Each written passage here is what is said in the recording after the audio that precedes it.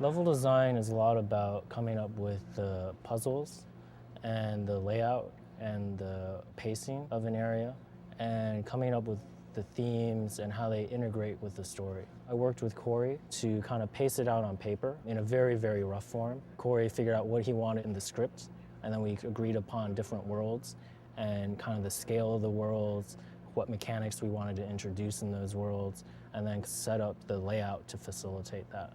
On a day-to-day basis, working with all the different level designers to make sure that everything kind of had a consistent feel to it.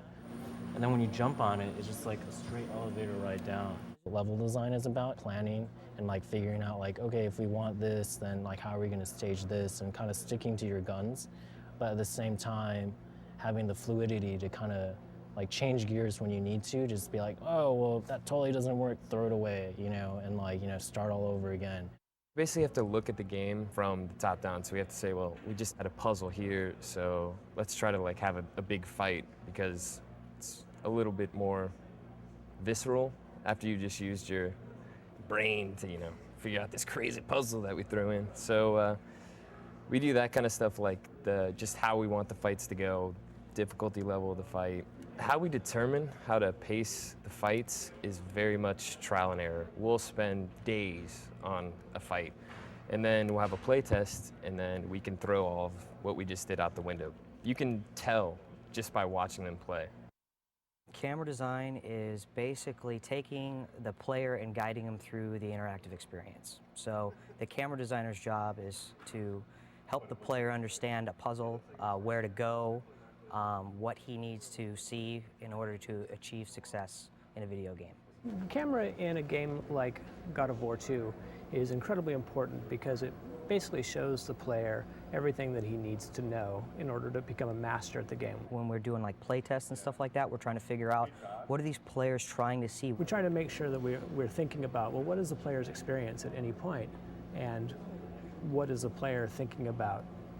And so we show that.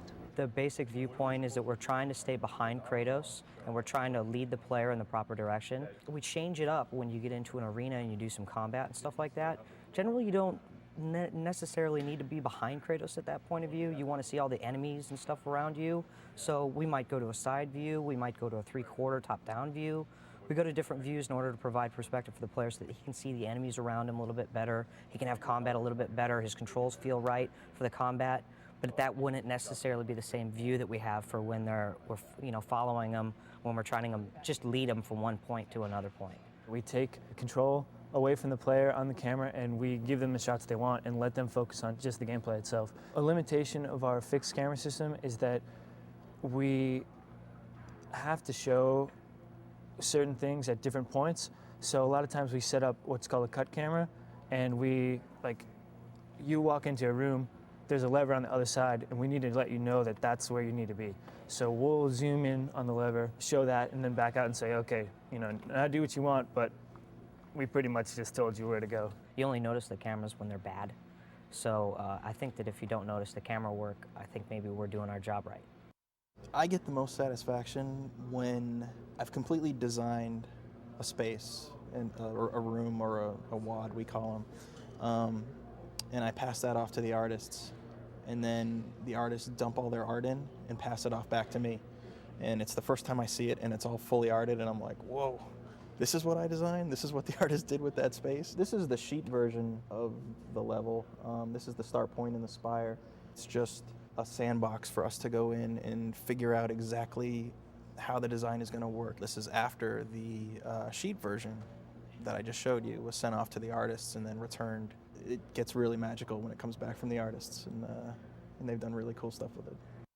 I was presented with a door and a dead body, and I knew I needed to use the dead body in some way, some new and interesting way, in order to get through that door. So what I have here is the actual level that I was presented with in a wireframe, and this is the completed in-game version. Initially, the player may think that they have to put the dead body on the pressure plate and just walk over here, but since the door only opens halfway, that's not the entire puzzle. If they come over here, you'll notice there's this other pressure plate, which opens the door all the way. So if I make a run for it, kind of go through, I just don't have enough time in order to get over there. So the distance between here and the final door is much less than the distance between here and the final door. So I should probably put that dead body on that pressure plate. And I realized that this debris that's floating by in the river was the same debris that was floating by in this other river. So it must be some kind of circuit. So I put the dead body into the river just to see what would happen. And come over here and check in, and oh, there's my dead body. So pick that bad boy up, put him onto the pressure plate. That opens the gate halfway. Now I'm closer to the door, so I should be able to make a break for it and run over here and exit through the door just in time. For me, I just kind of like first start off with just like imagining just like what would be like, you know, the coolest possible scenario that someone could go through on like a grapple sequence, given like the parameters. And then I'll start like going down on paper and like just drawing, like sketching out the rough ideas. And then from there I go into like Maya, and then I'll start actually building out the level, putting the points in, and then I'll start going in there and like tweaking it and tuning it until it's done.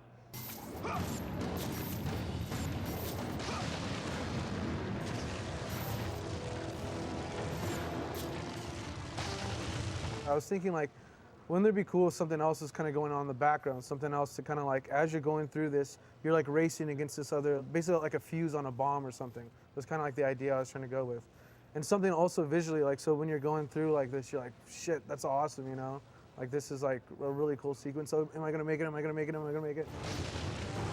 That's kind of like the ramping up that I wanted to feel. And then like that last moment when you're flying through and then you make it and then you're like, whew, you know, I'm done. I hope in the end, you know, even if you're restarting and playing through a couple times, that it's not that long and you'll be able to get through it and you'll be able to have a, you know, an awesome experience. So.